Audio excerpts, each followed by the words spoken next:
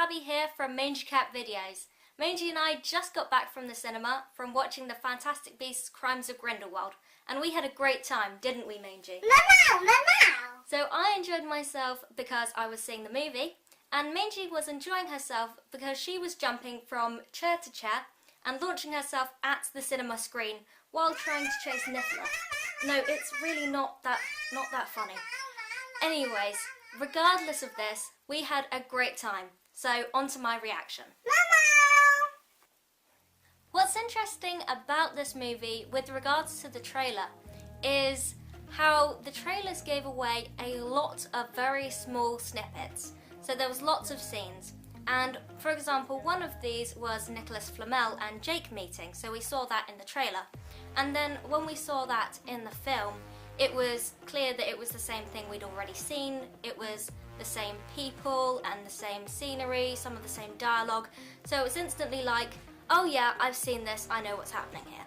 We saw the trailers and we thought, okay, I know what's happening now because this snippet ends and then we get that snippet.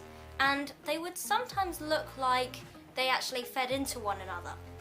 But then when we were watching the movie, it just instantly turned out to be something completely different. They used the trailers to great effect to mislead all of us. I'm actually glad that this was the case, because that gets me into another topic, teasers versus trailers. So, a teaser trailer was popular about 10 years ago and was effectively a very short trailer with very ambiguous moments which wouldn't really tell you much of anything. Whereas the new style is to have longer trailers with lots and lots of really small scenes. I prefer teaser trailers, however, they use the trailers to great effect. There's a great contrast in this movie from the main characters from the secondary characters. What I mean is that the main characters, like Newt Scamander, Dumbledore, and also Grindelwald, have a very rich depth to them. We get to see a lot of sides to them and a lot of character development. However, characters who are main and important in the first movie, like Jake, Tina and Queenie, are developed not so much, to the point where sometimes they are somewhat bland. Let's take Jake for example. Jake is the comedic effect, so he is the funny one, and that's a great thing. I definitely enjoy a bit of Jake time. However, throughout the second movie, he is not very sure of his place, it seems. He kind of bumbles around a little bit and then laughs quite a lot and only has maybe 2 or 3 really good lines. Nevertheless, I really enjoy his scenes with Newt Scamander where he's giving him advice. As for Tina, what happens there is that at the start of the movie, she's somewhat annoyed with Newt Scamander, and that comes across as her being very avoiding him and not really talking to him much, being very duty-based. However, they do patch it up in the end. And Queenie? Well, Queenie has a very, very interesting turn of events. I definitely wasn't expecting her choices.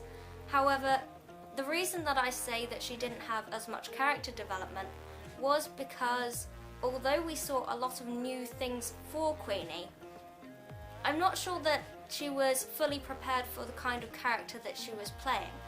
Nevertheless, I was completely taken off guard by the way that the character reacted to these circumstances, which is a good thing. I was really surprised overall by the ways that the characters changed within this movie. Although some of them did seem to have less character, they did still do interesting things and make interesting choices, which definitely made up for it. In Fantastic Beasts 2, we're introduced to a whole load of new characters, but the two that I'd really like to talk about right now are Dumbledore and Leta Lestrange. Dumbledore, we knew that we would get some character development. We knew that we would see his relationship with Newt Scamander, his relationship to Gellert Grindelwald, and also a few secrets along the way. And the film definitely didn't disappoint in this. Leta Lestrange is a character who I definitely judged before I saw the film. I thought, oh, she's a Slytherin, she's a Lestrange, she's in a relationship with Theseus, but she was close to Newt, so she's a bad egg, basically. And I was surprised not only by the character who she turned out to be, but also just the plot, how important she was to the main story. We see a lot of who she was when she was younger, a lot about her choices, the way that those have played out, and it was just really interesting, a great deal of character development there. And I would even go as far as to say that she is now my favourite character in the whole Potterverse. There wasn't that many returning beasts in Fantastic Beasts 2. There was the Occamy, I think, and there was definitely the Bowtruckle. But otherwise, not very many of the old favourites. There was a great deal of new ones though. We did see the Kilpie, and that was amazing. We saw the Zuwu, we saw just some amazing creatures, and there was some really good effects there. Not to mention, there's an amazing fight scene between the Zuwu and some other creatures. I'm not going to tell you anything else, but Zuwu fighting, so cool. And of course, we did see a return of Niffler, and Niffler played a really key role within this film. Before, he was just comedic effect, however this time he was very important in the investigation. With his ability to sniff out treasure, he was able to follow a load of gold in order to reveal certain hints and clues. And he even did something very important near the end, but I won't give you any more details than that. We definitely had a darker feel in this film from the last one, because last time it was daytime, New York, it was bustling, there was a lot of jokes, there was a lot of comedy, and there was a lot of funny coincidences and clever timings. This time it was a lot darker, there was more detective-y feels about it, more intrigue, and also there was 3 different governments all interworking with each other, which kind of made it a very international, dare I say it, like CIA kind of feel about it. So that was definitely quite different, and of course a large presence of auras as well. And this was largely set in nighttime Paris, which definitely gave it these sort of eerie feelings about it. Within the setting of Paris, there's also a great contrast in different scenes that we see. There's closed scenes where it's a small environment and only a couple of people there, and then there's crammed scenes where you've got like a long road where you've got lots of people and it's bustling and it's busy, kind of like New York. And then there's the sort of very small alleyways, more similar to what we see in Harry Potter inside the English wizarding world, where we've got like these hidden tiny little walkways with sort of not so many people about, and there's a really nice contrast there.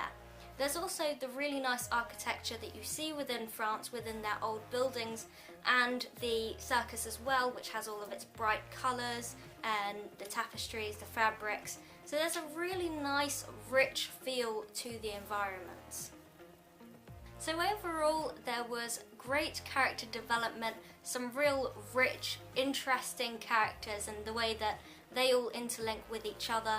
There was some really clever use of plot and the trailers as well, the way that those completely misled me so that I didn't know what was coming. And then there was the scenes as well, the actual environments, which were just fantastic. And that's not even mentioning the Fantastic Beasts, because I love those creatures. They are just, seriously, just cool. Really cool. So I would probably have to rate this movie about 8 out of 10, I think. There's probably like a couple of little things which, you know, I might want to change, but overall it is a really great movie. There's really good things. It's definitely a high number there. So I hope you've enjoyed this video. If you have, please hit the like button. As always, thank you for watching and keep collecting.